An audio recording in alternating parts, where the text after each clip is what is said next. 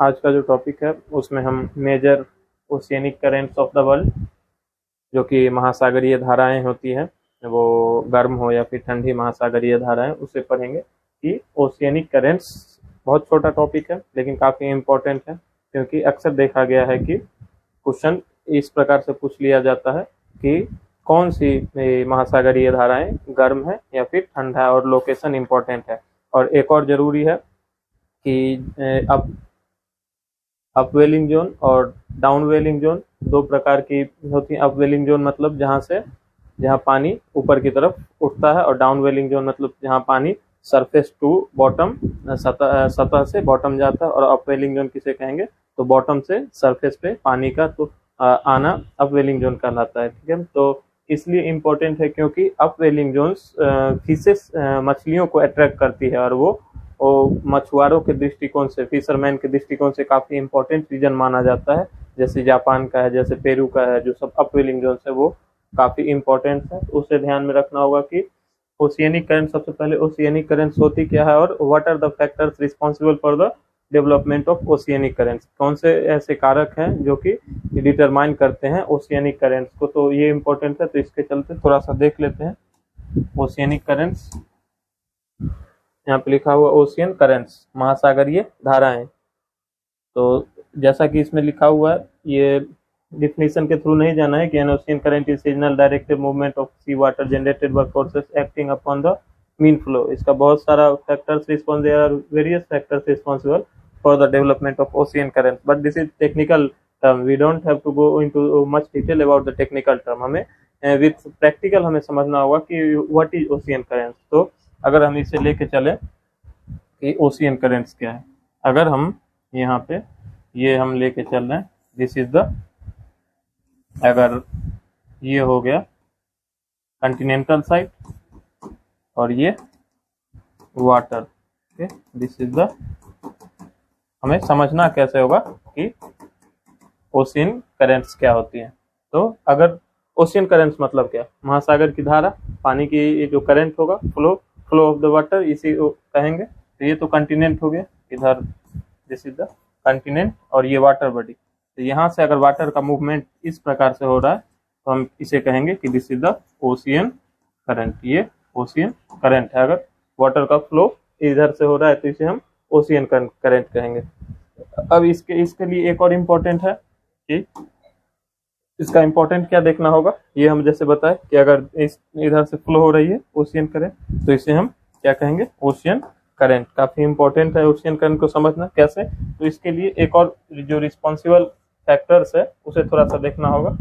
हाँ, ये काफी इंपॉर्टेंट है कि टाइप्स ऑफ क्लासिफिकेशन, उसका वर्गीकरण की कितने प्रकार का ओशियन करंट्स होते हैं। तो दो प्रकार से हम क्लासिफाई कर सकते हैं। कौन कौन से, एक को हम सरफेस एंड डीप वाटर, मतलब एक सतह पे, एक अगर सतह पे हो रहा है, अगर ये सतह पे हो रहा है सतह, और अगर डीप में बॉटम में हो रहा है तो उसे बॉटम डीप वाटर करंट कहेंगे। और यहाँ पे अगर सतह पे हो रहा है तो सरफेस वाटर करंट।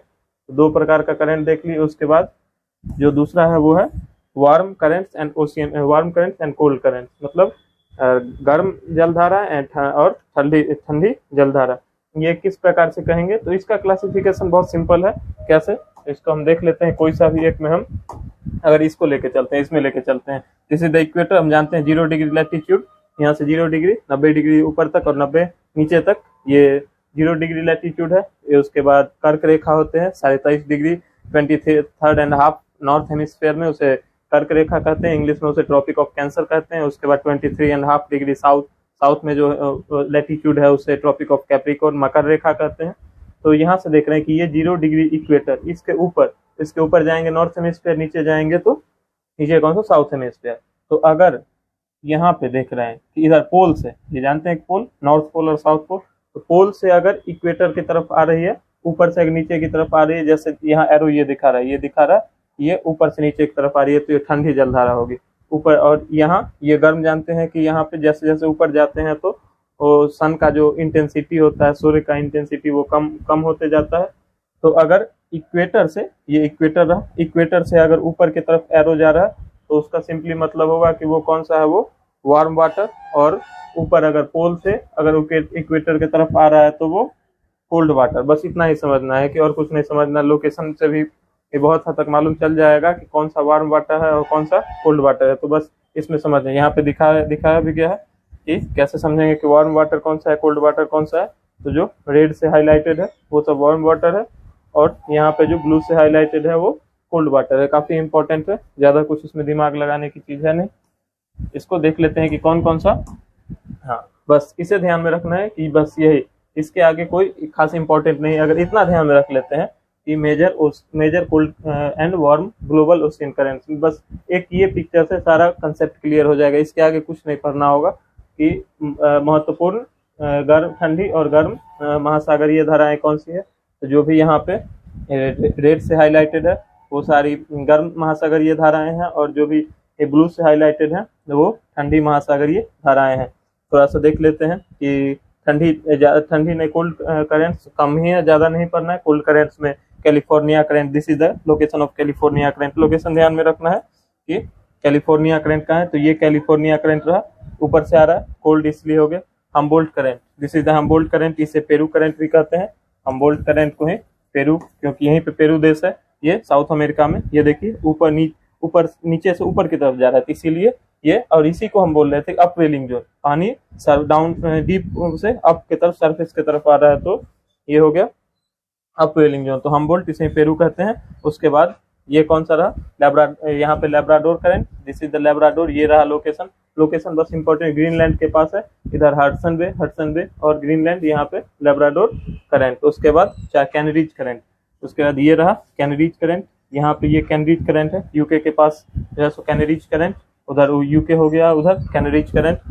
पास में बेंगुला करंट, बहुत ज्यादा कुछ ध्यान रखना नहीं है, यहाँ पे आ जाना है कि कौन सा है Benguela current. This is Africa के ये इस साइड जो है, ये इस कोस्ट पे, ये नीचे जो है सो वेस्ट कोस्ट पे ये रहा बेंगुला करंट। बेंगुला करंट को ध्यान में रखना है। फॉकलैंड करंट, यहाँ पे फॉकलैंड करंट, ये सब नीचे से इक्वेटर की तरफ जा रहा है। पोजीशन क्या है, तो पोल से इक्वेटर की तरफ, इसलिए cold current. Waste Australian current, ये रहा वेस्ट ऑस्ट्रेलियन करंट, ये भी अपवेलिंग जोन है, ये भी फिशरमैन के लिए, फिश प्रोडक्शन, मछलियों के लिए काफी इंपॉर्टेंट होता है। इसीलिए ये जितने भी लोकेशंस हैं जो अपवेलिंग जोन है वो मछलियों के प्रोडक्शन के हिसाब से काफी इंपॉर्टेंट है। उसके बाद यहाँ पे है वेस्ट ऑस्ट्रेलियन करंट, देख लिए ओखोट्स करंट, यहाँ पे ये रहा ओखोट्स करंट, जापान के पास जो है सो वो ओखोट्स करंट यहाँ पे ये हो गया। तो बस वे कोल्ड करेंट्स में इतना ही ध्यान रखना है, इसके आगे कोल्ड करेंट्स में कोई खास इंपॉर्टेंट है नहीं। और उसके बाद एक सेकेंड थोड़ा सा, हाँ तो ये इसका भी एक ये है कि कैलिफोर्निया करंट में ये देख ही लिए है इसमें कोल्ड करंट के बारे में। अब थोड़ा सा एक मिनट,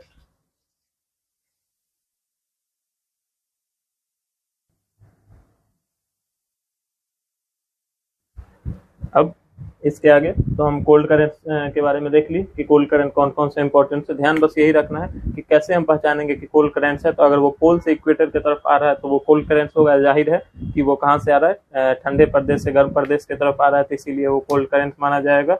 और वार्म करंट्स कब कहेंगे, जब इक्वेटर क्यों, क्योंकि सन का इंटेंसिटी, सन का तीव्रता सबसे ज्यादा कहाँ होता है, इक्वेटर के रीजन में होता है, 0 डिग्री। इसको ध्यान में रखना है, इक्वेटर, ठीक है। तो इसीलिए अब जैसे हम यहाँ से ऊपर जाएंगे तो सन का इंटेंसिटी कम होते जाएगा, सन ओवरहेड होता है कहाँ, एटलीस्ट 1 से इन ईयर बता सकते हैं कि वो इक्वेटर पे, ठीक है। ये ट्रॉपिकल रीजन होता है, 23.5 डिग्री नॉर्थ से लेके 23.5 डिग्री साउथ के बीच का जो होता है वो ट्रॉपिकल रीजन होता है, ठीक है। विश्वतीय क्षेत्र उसको कहा जाता है। यहाँ पे ये बहुत इंपॉर्टेंट भी है, इकोसिस्टम के दृष्टिकोण से भी काफी इंपॉर्टेंट है। तो कोल्ड करंट्स को देख लिए। उसके बाद वार्म करंट, जैसे कि रेड से जितना भी एरो होगा वो सारा वार्म करंट्स में आएगा। एक बार गो थ्रू हो लेते हैं, बस इतना ही है। इसके आगे कोई warm currents, cold currents, oceanic currents कुछ ध्यान नहीं रखना है। बस वार्म करंट्स में देख लेते हैं। सबसे पहला है नॉर्थ पैसिफिक। कहाँ पे है नॉर्थ पैसिफिक, कोई खास important, this is the north Pacific. ये पैसिफिक हम बताए हुए हैं कि ये पैसिफिक इक्वेटर से जा रहा है, ठीक है, इक्वेटर से पोल की तरफ, इसीलिए इसको क्या कहेंगे, वार्म करंट। कौन सा पैसिफिक ओशियन है, north Pacific ocean, this is the south Pacific ocean, इसीलिए इसे कौन सा कहेंगे, इसे कहेंगे नॉर्थ पैसिफिक, ठीक है। दूसरा नॉर्थ इक्वाटोरियल करंट, इक्वाटोरियल ये जान रहे हैं, ये equator, this is the equator, ठीक है। ये इक्वेटर रहा 0 डिग्री, ये 0 डिग्री इक्वेटर। अब यहाँ पे कौन सा है, तो नॉर्थ इक्वाटोरियल करंट, ठीक है, नॉर्थ से आ रहा है, ठीक है। तीसरा इक्वाटोरियल काउंटर करंट, इसको काउंटर करने के लिए, इसको अपोज करने के लिए एक यहाँ पे फिर से आता है, कौन सा है कि वो इक्वाटोरियल काउंटर करंट, उसको काउंटर करने के लिए। Question third, south equatorial current, south equatorial current, ये रहा साउथ इक्वाटोरियल करंट, नंबरिंग भी किया हुआ है जिससे काफी इंपॉर्टेंट हो जाएगा समझना। साउथ इक्वाटोरियल करंट, बाद में west wind drift, this is the west wind, वो वेस्टर्ली में जब पढ़ना होगा तब समझ में आएगा कि वेस्ट विंड ड्रिफ्ट होता क्या है। क्यों? क्योंकि वेस्टर्ली इंपॉर्टेंट है विंड में समझना, ईस्टर्ली है वेस्टर्ली है, इसको जिसे हम पूर्वा पछुआ कहते हैं हवाएं, ईस्टर्ली होता है, ट्रेड विंड्स होता है, परमानेंट विंड्स होता है, सीजनल होता है, लू हो गया, सीजनल विंड्स हो गया, लोकल विंड्स हो गया, ये सब समझना होगा। इसको जब विंड एंड क्लासिफिकेशन पढ़ेंगे तो उसमें इसको समझना होगा कि परमानेंट विंड्स क्या होता है, ट्रेड विंड, व्यापारिक पवनें क्या होती हैं, ठीक है। ईस्टर्ली पूर्वा पछुआ जो हवा हम कहते हैं वो क्या होते हैं, बस यहाँ समझना है कि ये वेस्ट विंड ड्रिफ्ट है। उसके बाद गल्फ स्ट्रीम, यहाँ पे आ जाना, ये this is the gulf stream, यहाँ पे गल्फ स्ट्रीम है, मेक्सिको, यही ये मेक्सिको खा रही है, गल्फ ऑफ मेक्सिको है, गल्फ स्ट्रीम वार्म है। उसके बाद कौन सा है, नॉर्थ अटलांटिक ड्रिफ्ट, ये रहा अटलांटिक, जानते हैं कि ये अटलांटिक है, ध्यान में खुद समझ में आ जाएगा ड्रिफ्ट हो रहा है नॉर्थ अटलांटिक में, इसी रीजन में होगा नॉर्थ अटलांटिक। उसके बाद नॉर्थ इक्वाटोरियल करंट, ये रहा नॉर्थ इक्वाटोरियल करंट, यहाँ पे इक्वेटर के आसपास है नॉर्थ इक्वाटोरियल करंट। नंबर 9 में इक्वाटोरियल काउंटर करंट, जैसे यहाँ पे काउंटर करंट था उसी तरह से यहाँ पे इक्वाटोरियल काउंटर करंट। नंबर 10 क्या है, south equatorial current, this is the south equatorial current, सब बस एक बार गो थ्रू हो लेना है। 11 क्या है, ब्राजील करंट, कैसे याद रखें, कैसे समझेंगे कि ब्राजील करंट, ब्राजील का लोकेशन कहाँ है, दिस इज द ब्राजील, ये रहा ब्राजील, ठीक, साउथ अमेरिका का एक देश है ब्राजील, तो ये रहा ब्राजील। देख रहे 11, यहाँ पे इक्वेटर तरफ से आ रहा है तो ब्राजील वार्म करंट। तो उसके बाद और कौन सा है, वेस्ट विंड ड्रिफ्ट, ये रहा वेस्ट विंड ड्रिफ्ट, यहाँ पे वेस्ट विंड ड्रिफ्ट पर है, ये भी west wind drift, west wind के कारण, ठीक है, वेस्टर्ली कारण जो ड्रिफ्ट होता है उसे वेस्ट विंड ड्रिफ्ट कहते हैं, इसके थोड़ा ध्यान में रख लेना। थर्ड, उसके बाद क्या है 13, मानसून करंट, मानसून कहाँ पे, जैसा कि हम जान सकते हैं कि मानसून करंट कहाँ आ रहा है, तो हमारे इंडियन सब कंटिनेंट में, ठीक है।